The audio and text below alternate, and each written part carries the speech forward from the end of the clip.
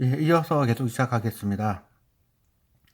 제 필명이 바람의 숲이라는 필명을 쓰고 있는데요.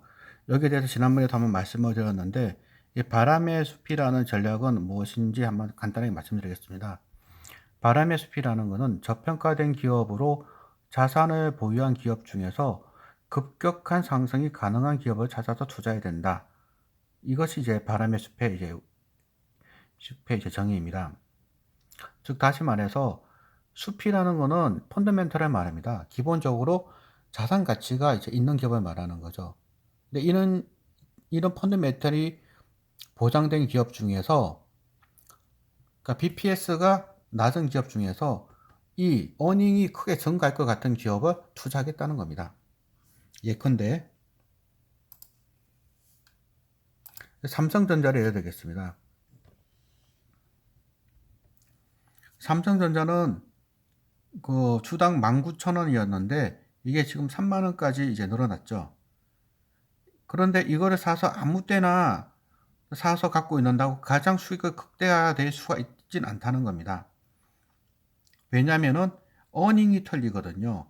어떨 때는 3,500원을 벌었고 2,700원을 벌었고 2,100원을 벌었고 어닝이 줄어들 때가 있는 거죠. 이럴 때 사서 기다리면은 결국에는 5년을 갖고 있으면 돈을 벌었을 겁니다.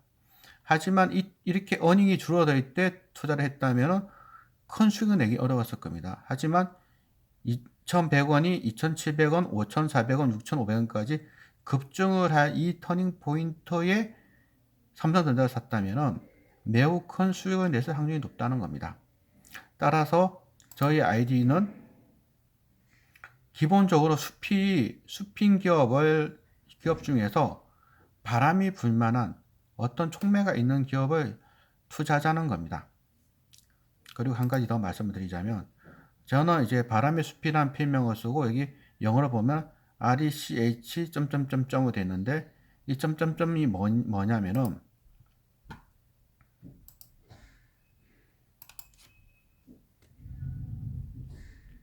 제 이제 아이디는 레제스라는 이제 독일어입니다. 그래서 저는 이제 저희 아이디는 레제시라는 이제 독일어로 법이라는 뜻이거든요. 이게 이제 독일어 사전을 보면은 여러 가지 뜻이 있는데 이제 법이라는 뜻인데 이 레제시라는 단어 말고도 게제스라는 이제 단어도 있습니다. 이것도 독일어로 법이라는 뜻입니다. 제가 이제 왜 이런 말씀을 드리냐면은 그 유럽 사회에서는 우리나라 법이라는 거는 기본적으로 일본법을 그대로 응용한 거고 일본법은 독일법을 뺏긴 겁니다. 독일법은 프랑스의 나폴레옹 대법정을 매우 많이 참고한 거고요. 그래서 우리가 우리 경제적 체계, 법적 체계를 이해하려면은 독일과 같은 유럽의 법 체계가 무엇인지 봐야 된다는 겁니다. 독일에서는 게젯이라는 법도 있고 레젯이라는 법도 있는데 레젯의 법이라는 것은 정의, 자연법 이런 사상을 이제 말하는 거고요. 게젯이라는 것은 규칙, 예를 들어서 유턴을 이 중앙차도를 침범하면 안 된다. 빨간불일 때는 건너가면 안 된다. 이제 이런 것을 게젯이라고 하고요. 레젯이라는 거는 뭐 살인하면 안 된다. 뭐 물건 훔치면 안 된다. 이제 이런 정의로운, 그러니까 사람이 만든 법이 아니라 신이 만든 법을 말한다는 겁니다. 왜 이런 말씀을 드리냐면은 크게 보면은 유럽 사상사를 보면은 그 헬레니즘이 있고 헤브라이즘이 있습니다. 헬레니즘이라는 거는 유무사관에 가깝게 말하는 거고 헬레니즘은 관념론입니다. 헤브라이즘은 관념론이죠. 신이 만들었다는 겁니다. 이 세상은. 근데 마르크스 철학의 기본적인 거는 뭐냐면은 세상은 물질이라는 거죠. 그렇지만 과연 물질일까? 결국 이거는 달걀이 먼저냐 닭이 먼저냐는 건데 닭이 먼저라고 얘기를 한다면은 닭이라는 신적인 존재가 있다는 거고 달걀이 먼저라면은 세상이라는 거는 진화론에 의해서 물질들이 우연한 산물로 인간은 태어났다 이렇게밖에 볼 수 없는 거죠. 근데 이 두 가지도 사실 지금까지도 논란이 많은 부분인데 저는 기본적으로 유신론에 가까운 철학을 가지고 있어서 결국 세상은 우연한 산물이지 않지 않겠냐라는 생각이 좀 많이 있습니다. 이런 생각은 이제 간념론이죠. 근데 마르크스 철학은 이제 유물론적인 생각이고 세상은 물질가 진화론에 근거한 거다 이렇게 얘기하고 있는데 제가 이렇게 소개하고 있는 이유는 둘 다 봐야 된다는 겁니다. 지금 우리나라 자본주의 사회는 자본주의적인 것도 있고 이제 자본주의가 아닌 그 하나님이 세상을 만들었고 하나님의 뜻에 의해서 이 세상은 진화하고 있다라고 보는 경향도 있기 때문에 둘 다 봐야 된다는 겁니다. 그래서 이거에 대해서 좀 더 이제 구체적으로 설명드리면은 삼성전자의 이 BPS가 증가하는 거는 오로지 노동자의 노동에 의해서만 늘어난 것일까? 회사의 발전이라는 것은 과연 임금이라는 요소밖에 작용하지 않는 것일까? 경영자의 자질, 그리고 직원들이 경영자를 믿고 따르는 모습, 경영자의 비전을 직원들이 함께 공유하는 모습, 이게 더 중요하지 않을까? 이런 부분을 같이 봐야 된다는 겁니다. 그래서 이제 자본론을 좀 더 이제 공부를 하다 보면은 그 룸펜 프롤레타리아라는 말도 나옵니다. 룸펜 프롤레타리아라는 말은 노동자는 노동자인데 노동자의 노동 의식이 없는 노동자를 말하는 거죠. 그래서 최근에 이제 그 미스터 선샤인인가라는 그 드라마를 보면은 거기도 룸펜이란 말이 나오거든요. 노동자는 노동자인데 노동할 생각이 전혀 없는 사람들. 그래서 이제 미스터 선샤인을 보면은 그 일본 야쿠자 밑에서 일을 하다가 한국에 들어온 그 노동자가 있죠. 근데 그 노동자는 노동자의 삶을 살지 않고 강도질에서 먹고 사는 사람이지 않습니까? 그래서 과연 노동자들은 가만 내비두면 현실에 일을 할까? 그런 부분에 대해서 생각해 봐야 된다는 겁니다. 이런 부분에 대해서 정확하게 이해를 하고 깊이 있는 생각을 해야만 ROE 22%, 15%, 12%가 왜 이렇게 줄어드는지, 반대로 12%가 12%, 22%왜 증가하는지에 대해서 좀 더 깊이 있는 생각을 한다는 겁니다. 제가 며칠 전에 이제 그 다른 이제 종목 이제 찍으면서 삼성전자 얘기했는데 삼성전자의 가장 큰 이제 그 문제는 매출액이 증가하지 못한다는 거죠. 직원은 2만 명이나 늘어났는데 228조의 매출이 현재 239조, 250조 거의 증가를 못했죠. 6년 동안요. 이런 기업은 대단히 위험합니다.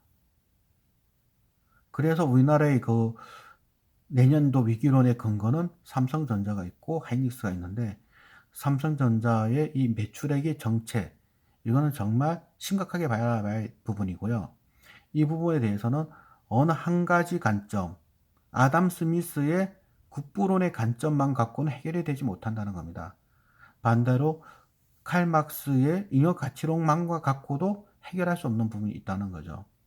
그래서 결국 소련은 붕괴가 되었고 중국은 수정주의로 가고 있는데 우리나라도 계속 이 변화하는 현실에 맞춰서 서로와 서로 좋은 거를 참고를 해야 된다고 저는 생각합니다. 계속 이어가겠습니다. 그럼 이제 우리가 주식을 사면은 주가가 올라가길 바라지 않습니까? 근데 주가라는 거는 사실 주가에다가 주식수를 곱하면 시가총액이 되는 거거든요. 그러면 우리가 주가가 올라가기를 원한다는 거는 결국 시가총액이 증가하기를 원한다는 게 될 수가 있겠죠. 근데 시가총액이 증가하는 방법에는 두 가지가 있죠. 주가는 가만히 있는데 시가총액이 증가하려면은 이 주식수가 늘어나면 되겠죠. 근데 주가도 가만히 있고 시가총액도 가만히 있는데 그러니까 주식수도 가만히 있고 시가총액도 어떻게 되나? 내가 또 헷갈리네. 그러니까 다시 말해서 주식수가 줄어들면은 이제 시가총액은 이제 올라가 버리게 되잖아요. 이거 두 개는 이제 이거 곱하면 이게 돼야 되니까. 그래서 이제 저는 항상 시가총액을 많이 보거든요. 그래서 시가총액이 줄어들면 주가가 올라가는데 그러니까 주식 수가 줄어들면 이제 주가가 올라갈 수밖에 없잖아요. 그러면 이건 뭐 자사주 매입 속각 같은 거 한다든지, 반대 주식 수가 늘어나면은 이제 주가는 떨어질 수밖에 없죠. 이게 두 개가 등가이기 때문에. 그럼 이거는 C비나 B더블 많이 있는 기업들은 이제 주가가 빠진다. 이게 주가의 뭐 아주 기본적인 내용이긴 한데 이제 그런 원리가 있고, 그다음에 또 사람들이 이거는 잘 안 보시는 것 같더라고요. 시가총액이 500억이냐 5천억이냐 5조냐. 그래서 이걸 제가 이제 말씀드린 이유는, 가끔 가다가 시가총액 5천억짜리 기업을 갖고 와서 저한테 형님 아주 좋은 기업을 발굴했습니다 얘기하면은 저는 웃습니다. 시가총액 5천억짜리를 네가 발견했을 리가 없다. 예. 시가총액 5천억짜리 중에서 저평가된 기업은 거의 발견하기가 어려울 겁니다. 왜냐하면은 이 종목을 보는 사람이 엄청나게 많거든요. 더더욱 시가총액이 5조 원 정도 된다면은 이런 종목에서 저평가된 기업을 발굴하기는 거의 불가능합니다. 5조짜리 시가총액을 갖고 있는 기업이라면은 국내 기관 투자자뿐만 아니라 외국인까지 전부 다 갖고 있습니다. 그렇기 때문에 그들보다 더 뛰어난 능력을 갖고 있을 리가 없어요. 그런데 시가총액이 500억짜리인데 엄청난 가능성을 발견했습니다 라고 얘기한다면은 그거는 찾아볼 필요가 있는 기업입니다. 왜냐하면은 시가총액이 이렇게 작은 기업들은 기관 투자자들이나 외국인들이 커버 안 하거든요. 그래서 이제 좋은 기회를 잡을 수도 있습니다. 하지만 그 시가총액이 이게 작다는 거는 뭔가 문제가 있을 확률도 높거든요. 그래서 이 시가총액이 작은 기업이 매우 크게 큰 폭으로 성장하기 위해서는 매출액이 폭발적으로 증가해야 됩니다. 근데 거기에 대해서 이제 다각도로 살펴봐야 되겠죠. 그래서 이제 이걸 좀 더 이제 세분화해서 보면은, 결국 제가 삼성전자를 예를 들어서 말씀드렸지만, 주가라는 거는 주당 순자산가치 곱하기 주가 순자산 비율, 즉 BPS 곱하기 PBR이죠. 그래서 삼성전자가 2만 원 정도의 그 주당 순자산 가치가 있다가 지금 3만 원이라면은 주가는 거기 곱하기 순자산 PBR 비율이 동일하다 하더라도 주가는 올라갈 수밖에 없는 거고요. 주당 순자산 가치가 떨어진다면은 똑같은 PBR 배수를 받는다면 주가는 빠질 수밖에 없는 거죠. 그래서 이제 이거를 이제 계산기로 계산하면은 이제 여러 가지가 나오는데, 그럼 PBR은 결국 시가총액 나누기 순이익 곱하기 순이익 곱하기 자기 자본이 되고요. 이 시가총액 나누기 순이익은 PER이 되고, 순이익 나누기 자기 자본은 ROE가 되는 거죠. 그래서 PBR을 세분을 하면은 PER 곱하기 ROE가 됩니다. 그래서 그 최근에 이건 그게 다이슨 주식 투자 교과서를 보면 ROE가 되게 중요하다고 하잖아요. 이 이유가 바로 이겁니다. 그래서 이제 그 ROE가 중요한 거고, 이 ROE를 다시 잉여가치율하고 비교를 하면은 제가 앞서 동영상 찍은 것처럼 불변 자본과 가변 자본에서 순이익이 나오고, 또 가변 자본에서 순이익은 보면 이게 노동 생산성이고, 노동 생산성이 이 높은 기업, 그러니까 ROE를 가변 자본 쪽에 손에 대서 돈을 벌려고 하는 기업들이 있거든요. 그런 기업들은 지원도 해도 힘들고 투자도 힘듭니다.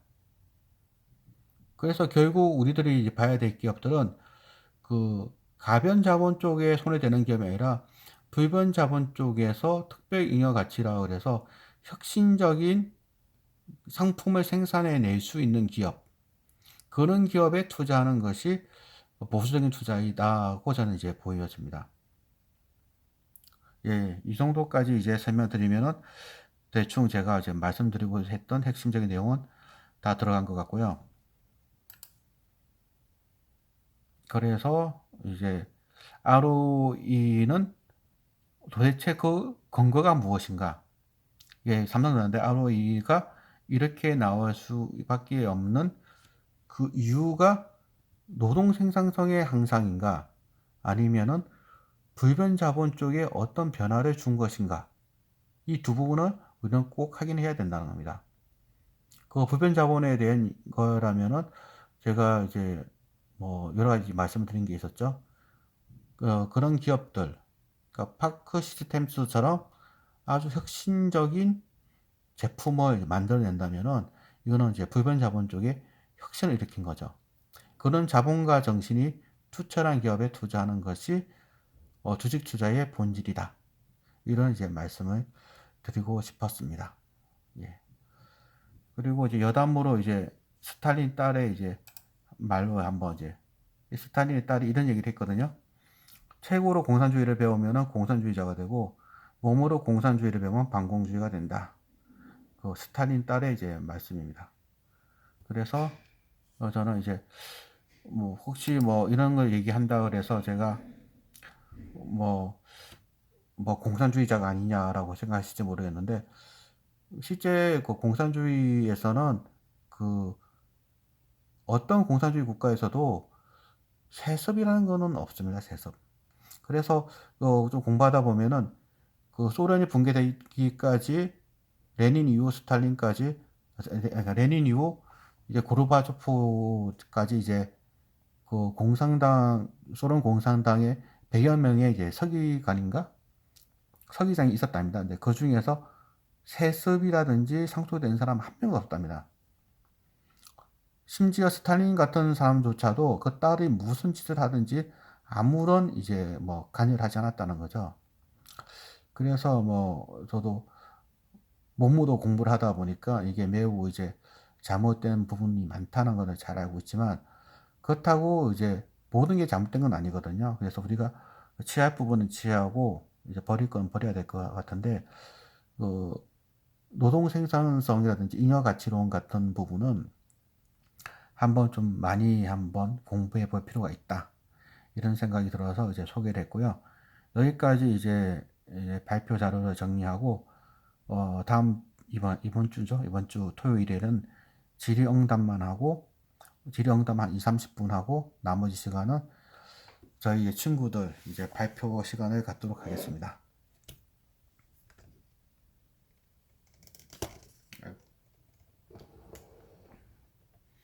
네, 여기까지 이제 설명을 드렸는데요. 저도 뭐 이렇게 전문가는 아니다 보니까 제가 좀 잘 모르고 이제 떠들고 있는 걸 수도 있을 것 같아요. 그래서 이런 부분도 이제 이번 주 토요일 날 이제 오픈라인 모임 있잖아요. 그때 제가 잘 모르는 게 있으면 좀 지적 좀 해주시고, 또 미리 이렇게 동영상 찍어 놓으면 예습이 되니까 그날도 뭐 좋은 질문도 해주시고, 제가 잘못 이해하고 있는 게 있으면은 바로 잡아주시면 함께 만들어가는 이제 모임이 될 수 있지 않을까 싶습니다. 그럼 네, 여기까지 이제 발표를 하고요. 이제 토요일 날 당일 이제 말씀을 드리고요. 뭐 이게 너무 소수 정보만 얘기하면은 뭐 제가 집중 투자하는 것처럼 착각하실 것 같아가지고, 시간이 된다면 한 종목 정도 더 이제 올릴 수도 있을 것 같고요. 시간이 안 되면은 여기까지만 하고 이제 마무리 짓도록 하겠습니다. 오늘 발표는 여기서 마무리 짓도록 하겠습니다. 감사합니다.